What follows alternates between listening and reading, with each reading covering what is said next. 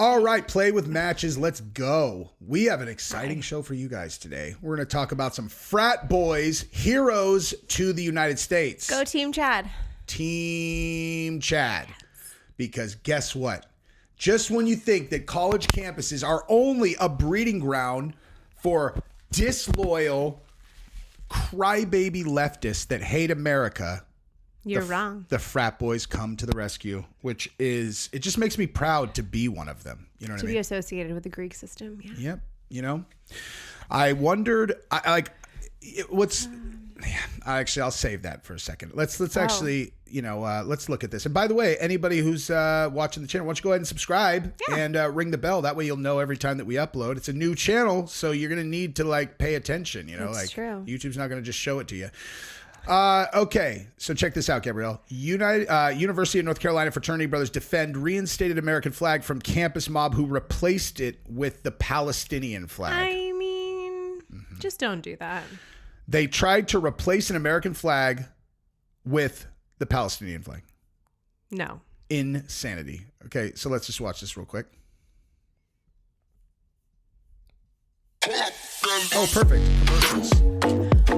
I'm just going to go like this and we can just talk about, Viagra. Oh. Wow. I know what they're showing you. This is a Fox News alert. While campuses struggle to get control of their students, at UNC Chapel Hill, they are bringing order back. Students restoring the American flag and singing the national anthem after activists replaced it with a Palestinian flag. Let's go.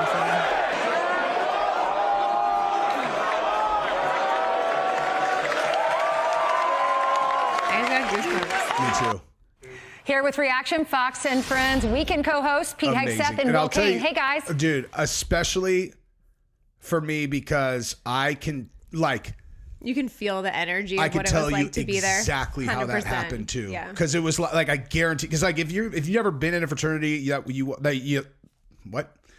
wasn't part of your life, then I could tell you the experience as a fraternity guy is you've got your fraternity and you are super, super tight with these guys in your whole house. And then you got other kind of sibling fraternities that you get along with. And then you have rivals. The Greek system is pretty tight. The community, it's its own subculture 100%. of the campus. Yeah. Everything else doesn't exist anymore. Yeah. Once you're in the own Greek little system, universe. If there is something going on with another student group or whatever, and it's outside the Greek system, it just doesn't even exist. Yeah, exactly. Literally is non-existent. When you're on the outside of it, you look and it looks like a subculture. There are all these people wearing costumes. They're wearing Greek letters, and the people who have not joined, generally speaking, are like, fuck fraternities, which means they either really don't want to be a part of them, or they've committed to the thing of, I don't want to be in a fraternity, when they really deep down do, and then they don't have the balls to do a 180 and go make the best decision of their life. I rushed at the end of my sophomore year. I rushed at the beginning of my sophomore year. Because I did cheer for the first 2 years, and then I realized I love cheer, but I would see this group closer to your face. I would see this group much of better. people 100 times better. Okay. Let's turn up my sensitivity, or get me a fucking mic stand. No, just put your face close. No, this is just weird. Sounds good though. Anyways, I loved cheer, but I would see all of the Greek system and doing their parties and their events and whatever, and I just wanted to be there. And I thought, is that weird that I rushed as a sophomore?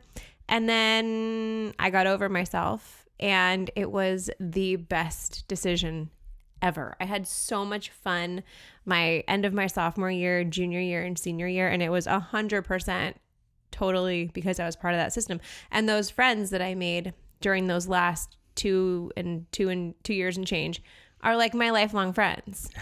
My absolute best friends in the world for life are all my guys from my fraternity, and that's just a fact. And it got me my first job. I've gotten... When I sold real estate, I had Alpha Phi on my resume, and that's how Heather was like, oh my gosh, you're Alpha Phi, I'm Alpha Phi. And we went to totally different colleges. Boom, hired. It's the first place where you build like real network. bonds. You But like build I'm talking bonds. Yeah. Your high school friends are your people, and in some cases, actually, I think people. It's a different bond, but it's different. Those are your peeps, man. You're bonded to your high school friends because you grew up with them. You share that common growth together. You're bonded with your college friends because it's the first time you're in like adulthood. Not college friends. Your Greek system friends. Yeah. And you bond under a uniting flag, basically. Like, yeah, it's not you're just a tribe. Yeah, it's not. It is that, Yeah. but the reason, in my opinion, that they become your lifelong friends is because what the fraternity or sorority, whatever, actually serves as in that environment is an organized situation where you are going to be having common experiences with them constantly, and you live with them constantly. 9 times out of 10. Yeah, you live with them. You have. I'm trying to think of like a stand, like my whole life revolved around the fraternity. Same. Always. It's like, so on Sunday, we had our meeting. So the entire fraternity comes, we do our meeting. Monday, Tuesday, generally it was like, depends. Every once in a while on People a Tuesday. would do school on Monday and Tuesday. On Tuesday night, we would usually do something with the pledges. Mm-hmm. Wednesday, generally nothing. But then Thursday, we would have a social. So fraternity meets up and we meet up with the sorority and we party. And we'd usually do one of those on Thursday and one on Saturday. And then in between, when you want to go see what's going, like what's everybody doing tonight? You go to the fraternity house and just go check and see what everybody's doing. And it's just, it is your entire life. It's cool. And so you have so many common experiences with these guys. But the point that I'm making about this, though, is that because humans are tribal, and this is the way that we roll, and we've talked about this a million times, the way it manifests, especially in the fraternity system with all dudes, is, like I said, you have allies, so you have like fraternities that are your friends, and then you have enemies. Like you have like, and it's usually the ones across the street. That's exactly right. That's how it was in Santa Barbara. The feuds were always in the middle of the street between two frat houses. Exactly how it was for us. It was like we were right here, and Theta Chi was right here, and And what's hilarious is I'm like super good friends with all these Theta Chi guys now. They're like Bill Who, Rainwater, Garrick. Some of my faves. Yeah, all Theta guys. But anyway, so like I never actually got in a single fight with any of those guys all through college. Like never, not one. All my fights were all the fights Jesse's had. They were all with people outside of the Greek system. I would actually even say not. You know what? That's actually not. You want to know who I hit in the head with a fucking beer bottle? Is Dan Campbell before I knew him. Yeah. Wow. Yeah. But anyway, and he ended up living next door to me and being like my closest buddy. He's amazing. I love him. He's great. And they were betas, and that was our like ally fraternity when we were in. But anyway, the point that I'm making is like for a thing like this, yes, I guarantee you that because social media now it like keeps everybody connected. I guarantee you someone was like, to like the whole entire fraternity says like, are we going to let these motherfuckers take down the American flag? And everyone's like, differences aside, fuck this shit. Yeah, that was my question. Was it one house or was it multiple houses? But I like to think that it was like lots of them. Pan-Hellenic. Because that'd be so gangster, dude. If they like, is that what y'all had? That's what you called Pan-Hellenic? Pan-Hellenic, yeah. No, that's the girls one. Is it? I think. I think it means all Greek. Oh, okay, maybe not. I don't know. I could be wrong. Panhellenic, generally, as I recall. And you get to learn the Greek alphabet. So, life skills. Super important. But as I recall, Panhellenic is where the president of the fraternity would go to a meeting with one other person and then would come back to the house and tell us all the fun things we're not allowed to do. And you'd be all, shut up, fuck that. We weren't allowed to drink in the sorority house. Like, we couldn't party in the sorority houses. Only the frats could host the parties. There became a point midway through my college career where we weren't allowed to serve alcohol at socials anymore. And so what did you do? Just have it in the bedrooms or something? Just snuck it, of course.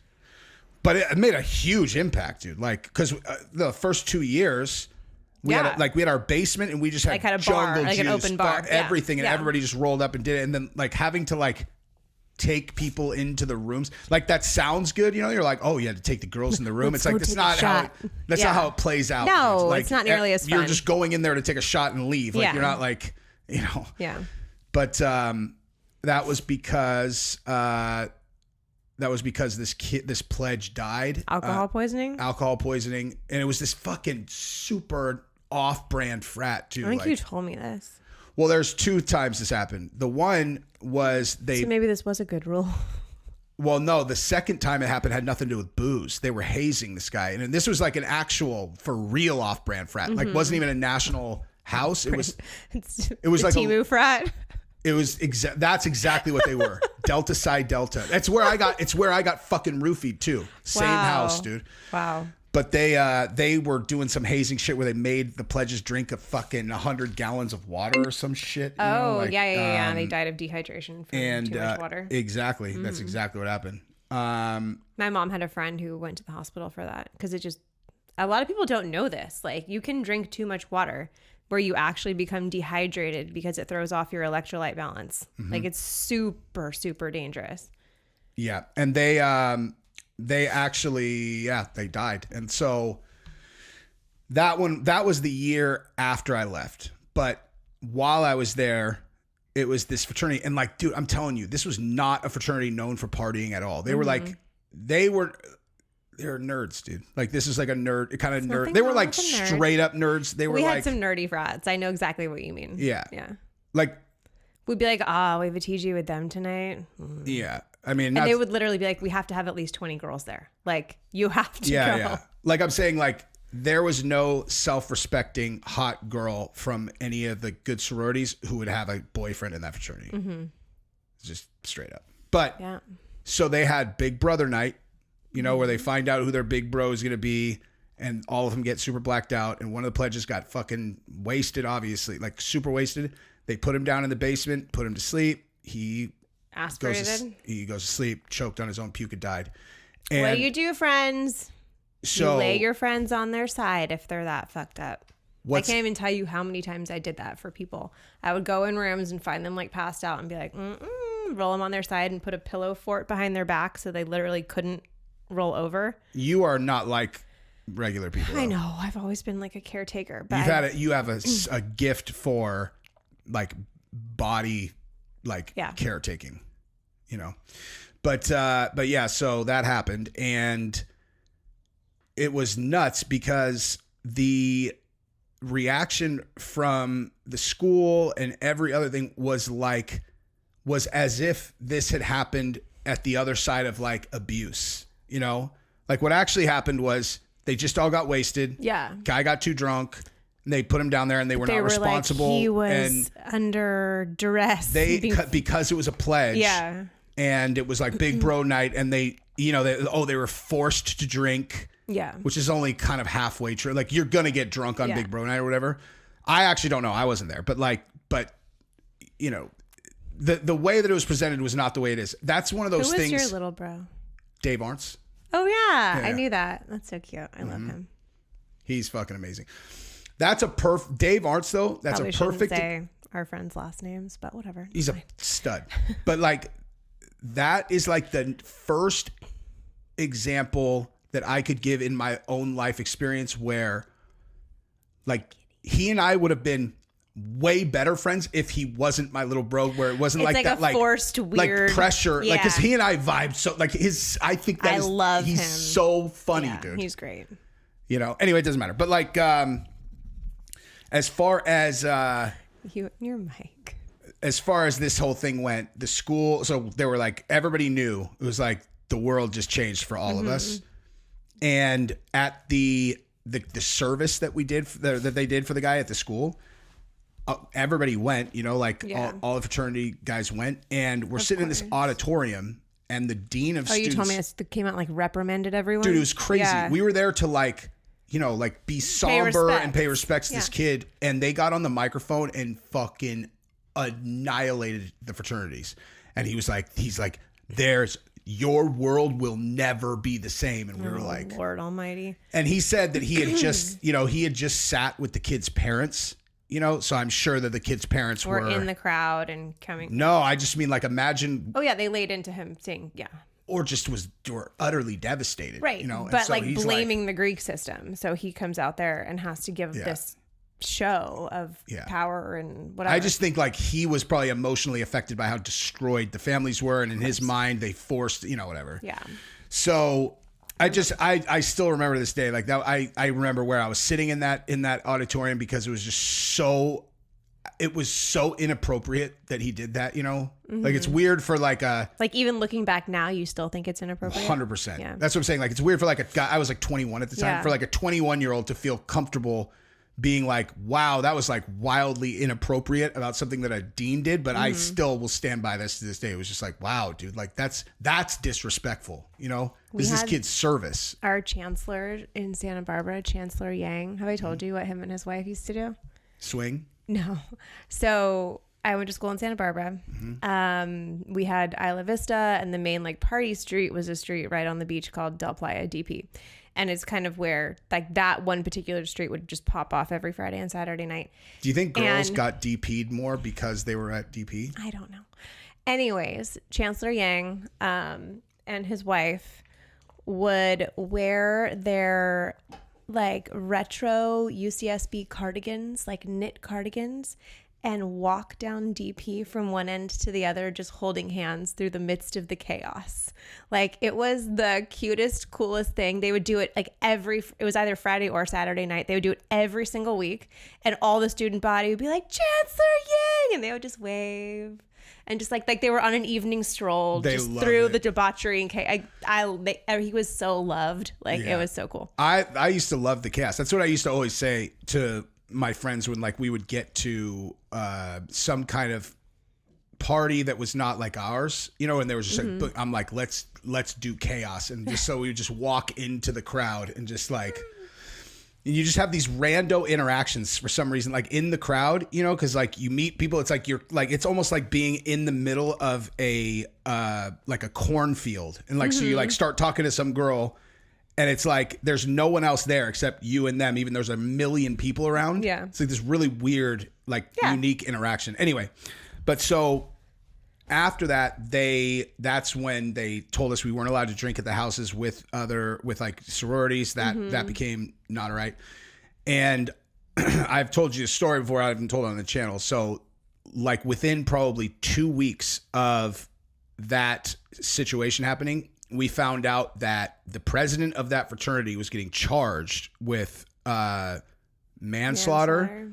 And so was the guy's big bro. They were facing like a long time in jail. Just trying to make an example out of these poor kids. I guess. I don't know. But like they were facing serious jail time. And so everyone was like on super, super edge. Yeah. What happened with that? Do you know? Do you remember? I don't remember. If they got charged. I think they did get convicted though. Yeah. Damn. So at the time, Kib was the president. And Kib, he's one of my best friends. And a melee? So he and we were having a party at the house. It wasn't a social anything. It was just a party. And so there was tons of people coming in and out. And I lived in the fraternity. So did he. And we walked down the street to go grab beer. Like we were gone for 15 to 20 minutes total. Just walked down, bought it, came back. And when we got back, these girls were there who had not even been there when we left. And it was Lexi and her friends. It's like Lexi and 3 of her friends. And this girl, her hottest friend by far, whose name I can't remember. Oh, you told me this story, yeah. Was unconscious in my bathroom with the fucking paramedics there. Like because as we came up the side, and we were like, and Andrew and I are looking at each other like, what the fuck is going on, dude? And both of us are obviously like on edge because of what's been going on. And so we go up and I'm like, please God, don't let this be in my room. Of course, it's in my fucking room. Walk in and then, she's on my fucking bathroom floor, unresponsive. She was not at my fucking place for real. You know what I mean? This is 20 whatever years ago. Everyone's doors are open and Exactly. Like no one gave her alcohol, nothing. And so as I walk in, I'm in fucking sheer panic mode. We just got done talking about how these fraternity guys are facing a decade in prison. And so to her friend, one of Lexi's best friends, I was like, dude, she was not drinking here, right? I'm like, dude, where you guys just got here? Like she was not drinking here. And one of the paramedics that was not working on her heard it and thought that I was like bullying the girl, be like, hey, you didn't drink here, right? bitch. You know what I mean? Hey, bitch, you weren't fucking drinking here. And that's not what I was doing. I was really like, don't fucking come and put your dead friend in my fucking room. Yeah. So, and the guy goes, he literally turns to me, and this is like in my absolute prime of like live wire violence, you know, like he turned to me, he's like, hey, why don't you shut the fuck up? And I literally just grabbed this fucking paramedic by the shirt and threw him against the wall. Like, and then people like broke us up, and he's like, you're going to jail. And he went downstairs, and like, you know, not a good move on your behalf. Not a good move. But also that was the like most close quarters someone bait me like that ever back then, you know, like it was like, no one was, I was not a smart person then, but like, so a cop came up and was like, you need to come downstairs. So I come down, and the guy is with another cop, and she's like, you need to apologize to him. I was like, he needs to apologize to me. She's like, you need to apologize to him. And I was like, no.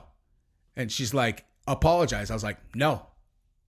And I just wouldn't even fucking apologize, dude. Like, and then I ended up just like walking back inside, and they didn't do anything. It's like, that's the kind of thing that literally, like, if I was watching a person do that now, I'd be like, just say you're sorry, you stupid fuck. Just say sorry, yeah. Like, just say sorry.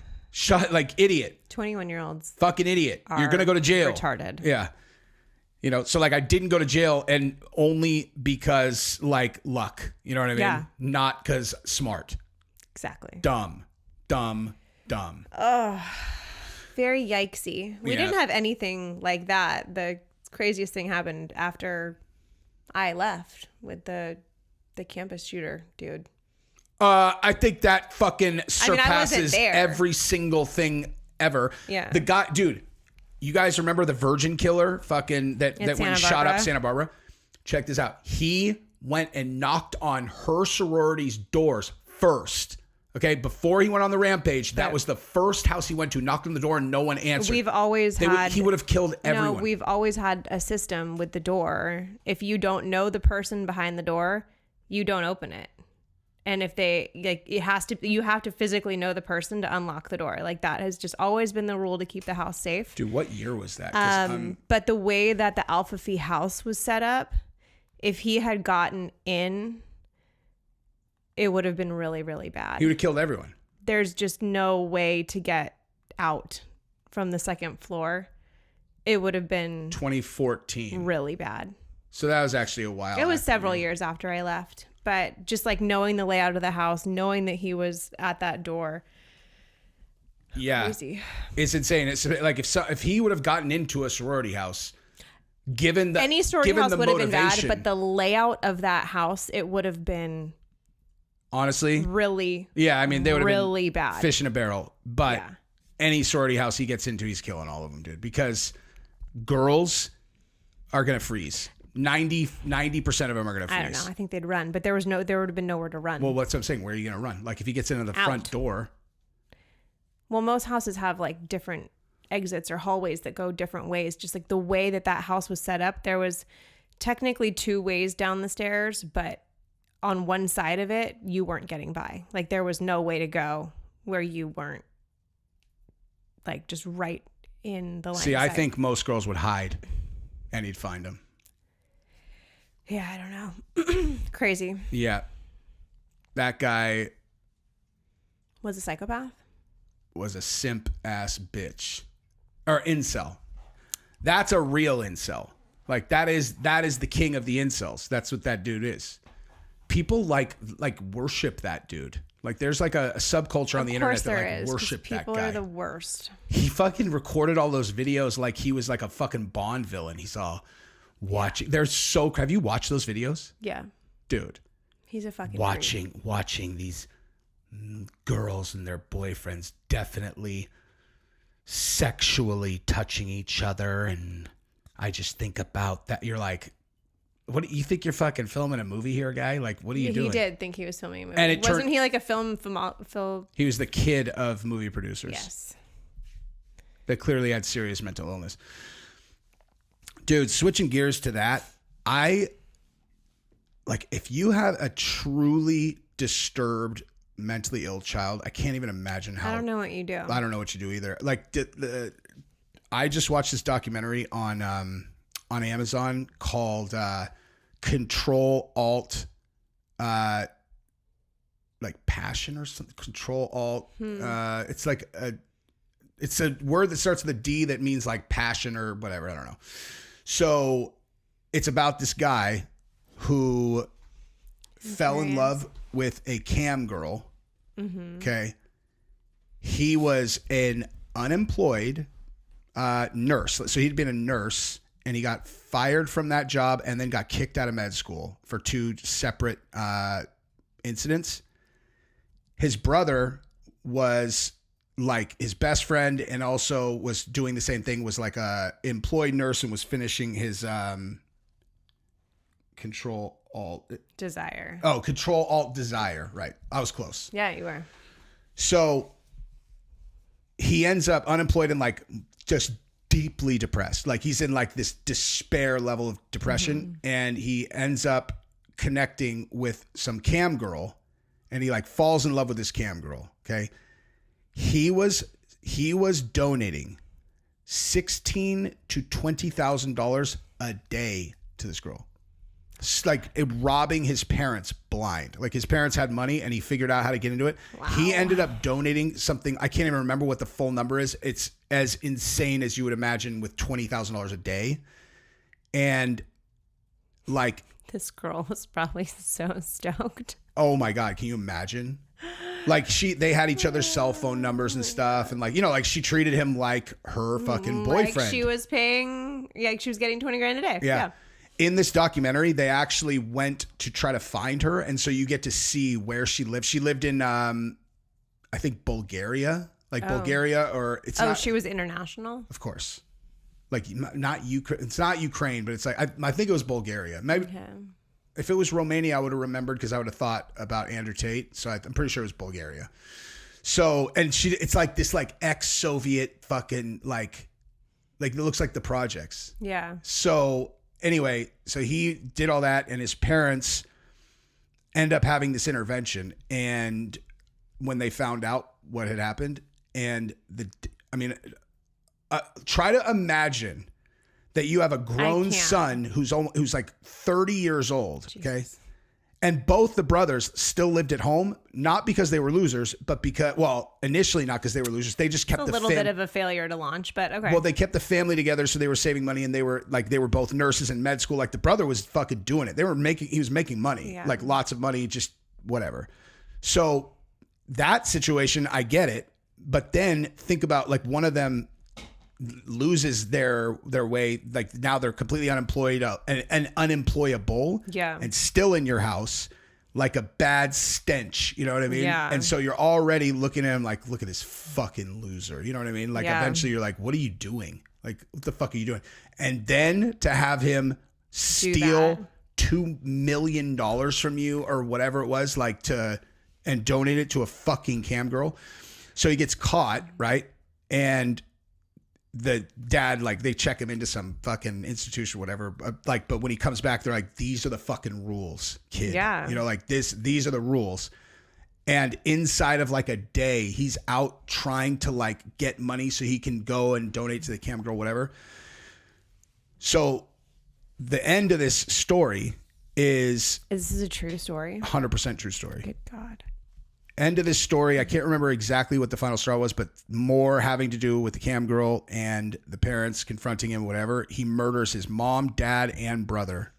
His brother had done everything to help this guy, dude. Like everything to help him. Some people are literally just broken. When he talks about it, because now he admitted it, he smiles talking about it. He's broken. Yeah. He's a psych. He's just like his brain's broken. Yeah. It's like broken. It doesn't operate properly. Yeah. Like I'm okay saying that. I know it's not PC or whatever, but like I think it's fair to say the brain is broken. Yeah. Yeah. Yeah. It's insane. And when the cops brought him in, they knew it was him for sure. Yeah. Who else would have done it? Sure. You've already. And you already have all these documented issues of mental health and institutionalized shit. Like, why would you think you were going to get away with it? And I guarantee you, he doesn't say this in the documentary because he says that this was about like, oh, my dad said I was the biggest failure, and you're like, oh, really? Were, You were, and why'd you murder your mom then? And why'd you murder your brother? You know, I guarantee in his mind, you, he probably thought that he could stage it to look like a break-in or something and then he can get that money and go back to the cam girl. That's his girlfriend. Yeah. So, yeah, I mean, I just don't. What do you do with a fucking kid like, especially I genuinely a boy, don't dude? know. What do you do with that, dude? I don't know. Deeply hate them. Like I wonder, like you love them and hate them at the same time. You're like, fucking, how did this kid come from me? Like this pathetic little fuck. I'm always curious, and I obviously won't know this until our girls are older for me personally, but like maternal instinct, parental instinct is designed to basically like keep small children alive. You know, like your love for your kids is obviously love, but it's also partly preservation of the species to protect them. Like, does that change when they become capable of protecting themselves? Like when your children are adults, like, do you love them differently? Like, I always wonder, because everyone's like, it's your child, you'll love them regardless. Yeah. Like, I wonder if that's different when they're adults. I don't know. I think I'm going to hypothesize that you love them different because they're capable, and then the second that they're in need, it just kicks right back in. Maybe, yeah.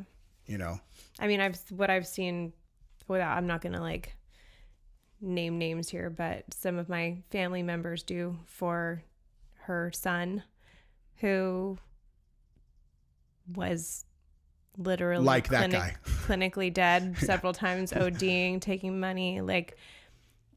We all thought lost cause, basically, you know. And this is all while we were together. I kind of distanced myself, thinking like he's gonna be gone at some point. So that was the best bet ever. Ever. Rock solid bet. Yeah, and he turned his life around, but she never gave up on him. Thousands and thousands and tens of thousands on rehab. Like, how many times do you send someone to rehab and have them relapse before times, it looks like you're being insane sending them back? Yeah. Like, how many times do you have a priest come and read someone their last rites because they've OD'd and they're in the ER and they're non-responsive? Like, but she couldn't not. Mm-hmm. And, you know, it took several years and a lot of fucking money, but now he's clean. Been clean for 8 years. Yeah, like long enough that it's like, oh, he actually really did. The day before Genevieve was born. Yeah, he really did clean his life up. And now he helps others in that position. So it's like so crazy, you know? Mm-hmm. It's so easy to be like, oh, that person's a lost cause, but maybe, I don't know. How do you know who you can get through to and who you can't? I don't know, dude. And a mother's love is just... Because now, like, we're at an age where there are people that I know who are dead from partying or whatever, and like a lot. I mean, not a lot, but definitely more than one or two. More than two, yeah. The thing I'm trying to think of, like, what if they have anything in common, you know? Because like one of them, the most recent one, I don't think he was sober for a day in 20 years. Yeah. I mean, like literally, like I don't think he had a single sober day for 20 years, and he was like on one most of the time. Yeah. And then Dan with the fentanyl, like, yeah, he, I think, wished he could be sober. He was, you know, and he would go off a little bit, but he was so high functioning that, you know, he never hit any kind of rock bottom. The other one, until he got a hot whatever. Yeah, he just took too much fentanyl or whatever, died in his car. The other one, though, his life was basically rock bottom always. You know, like, so there's nowhere room to like fall off. It's so fascinating because he was so smart, like smart and funny and like life of the party, and like there's literally so much to offer. But he had a demon in him that he got genetically. Yeah. His dad was a raging alcoholic. That's the same with the story that we were just telling about my family member, hereditary. The mom had a major pill addiction, and the dad was I've never seen his dad not slurring drunk. And his dad had so much money too. The addiction gene is so wild. But you know my feelings on like epigenetics. I mean, you're not born craving alcohol, but if you introduce it, that gene turns on. It's fascinating. What's fascinating too is I think people are very like they almost have kind of like a not very layered view of that either, where they're like, it's like, oh, they're either like addicts or they're like not. And you're like, dude, there's a lot of different kinds of that, you know? Because there are people who are heavily prone to medicating themselves for whatever reason, but simultaneously they keep their feet in reality and they hold themselves to like, you know, standards. So if anything ever fell out of place, that would get sacrificed. They'd be like, whoa. Yeah, this is a problem. I'm going to go do this. But some people don't have that at all. Yeah. And so like the getting all fucked up is like, that's their baseline. And it doesn't matter if everything falls apart. And it seems like that really is some kind of like brain thing, you know? Yeah. I don't know. Yeah. It's partly psychology, like partly nature, partly nurture, partly... Who fucking knows? Who knows? I mean, like we were saying in the episode we did yesterday about like divorce, though, dude, imagine being married to someone who was one of those. Then goes, yeah. Who's like and then like you find out that they gambled all your savings away, or like, no. God. Horrible. Life is fucking hard for a lot of people, man. Yeah. It's just it just is. We've gone through hard periods, but not really, you know, not really hard. Like some people have it all the time. Like it's been very challenging for us, fought our way through, you know, consider ourselves the luckiest people in the world now. But like, I don't know, man. Both of us are very fortunate with great parents. Like my mom didn't have a lot, but like if we like really needed it, like couldn't put a roof over our heads, she would have taken us, you know. Your parents, same. A lot of people don't have even that. See, I think personality wise, both you and I, we were going to succeed either way. For sure. Like I could have grown up in a crack den and I was going to make it, you know, for sure. As a matter of fact, I think that my parents having money actually worked against me. Was a hindrance for you? Yeah. I know that my mom, that not growing up with money was a huge blessing. I totally for agree my with adult that for life. you. Absolutely, without a shadow of a doubt. I know that to be true for sure for you. And I know that what I'm saying about myself is true also. Like, it's a give and take. I think about that with our kids too a lot. Oh, I know, me too. They have they have no understanding of money. Even when I take all their money, when they break something, they don't care. Like, I know. We're going to have to really, like, when they get older. One thing that Sean Offer said to me one time that I've thought about a million times since then is he was talking about his business partner of his and his 24-year-old son. His car had broken down and he didn't have money to get it fixed. I think he was actually 25. And he was talking about his business partner, and Sean was like, and I told him, like, you better not give him that money.